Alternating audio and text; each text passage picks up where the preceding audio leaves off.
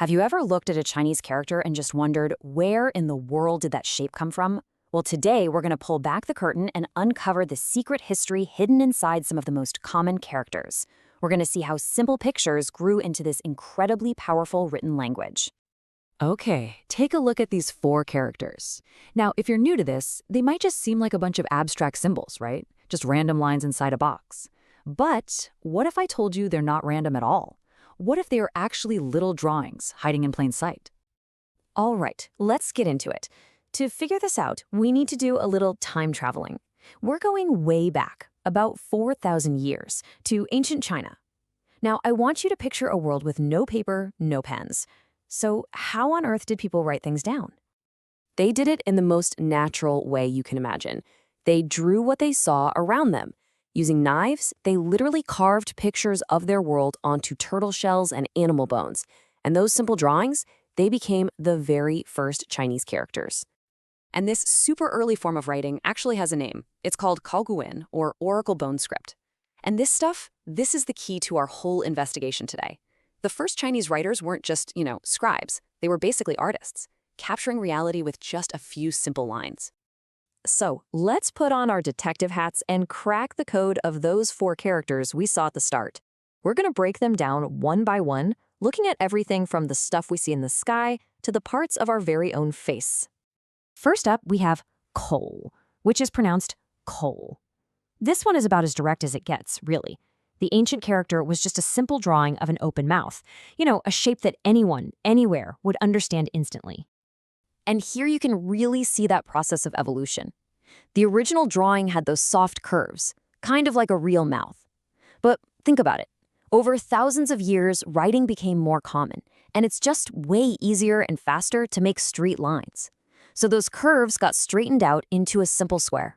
It's a totally practical choice. And here's the cool takeaway. Once you know Kuchi is a mouth, you start seeing it everywhere. It's a building block in so many other characters that have to do with the mouth, or really any kind of opening, like ch to eat, or h to drink. The original picture's still in there doing its job. Okay, from the face, let's look up to the spy for our next one. This is ri, or ri, which means sun, and the ancient drawing was this perfect little picture, a circle for the sun with a dot in the middle, which, and this is pretty neat, some scholars think might have actually represented a sunspot. So why isn't it still a circle today? Well, just imagine trying to carve a perfect circle into a hard piece of bone with a knife. It's really tough to make it look good. Straight lines are just so much easier to carve. And so over time, that circle got squared off into the rectangle we know today. Now, ni doesn't just mean sun. It also means day. And that makes perfect sense, right? One cycle of the sun gives us one day. That's exactly why you'll find it in the word for birthday, 生日. It's literally your birthday. So after the sun, of course, we've got to have the moon, 月, pronounced yue. Now, unlike the sun, the moon changes its shape, but the ancient writers picked its most iconic, most recognizable form to draw, the crescent moon. And you can totally see that shape in its earliest version. So how did that crescent turn into the character we write today? Well, mostly for looks and balance. To fit neatly with other characters, the shape was kind of turned upright. Then, to make it simpler to write, that inner curve was stylized into 2 clean, horizontal lines, and voila, you have the modern character. And hey, following that same logic from the sun, Getz has a dual meaning too.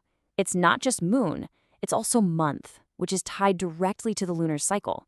The astronomy is literally baked right into the character. It's so clever. All right, for our last character, let's come back to the human face. This is mu, pronounced mu, and it means eye.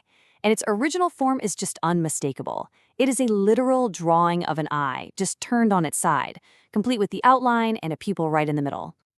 The evolution here follows that exact same pattern of simplification we've been seeing. That organic, curvy shape of the eye got squared off into a neat rectangle, and the pupil in the center was streamlined into a couple of lines. It's all about making it more efficient to write. But here's a really fun little party trick with this character. What do you think happens if you take the modern character, me, and just rotate it 90 degrees? Bam! It becomes an eye again. This is so cool because it just brilliantly shows how connected these modern symbols still are to their ancient roots. The original drawing is still right there. You just have to know how to look for it. So because it represents the eye, you'll find met in all sorts of characters related to vision or things you do with your eyes. For example, kan, which means to look, or shui, which means to sleep. Makes total sense, right? So we've decoded the mouth, the sun, the moon, and the eye, and we've seen how they all started as simple drawings. This really gets us to the ancient artists' big secret, the one simple, powerful rule they followed to create the world's oldest living written language. And the rule was this, 看到什么就画什么, which basically means see it, draw it. That's it. The secret wasn't some complex, abstract system. It was pure observation. It was about looking at the world and capturing its essence in a few simple strokes. This absolutely ingenious method for creating words has an official name, 象形, or the pictograph principle. And it reminds us that every single character isn't just a symbol for a sound, it's a tiny piece of art. It's a condensed story that has survived for thousands of years. So I'll leave you with this little challenge. The next time you see a Chinese character, don't just see lines. Try to find the picture inside. What other secret drawings are out there just waiting for you to discover them?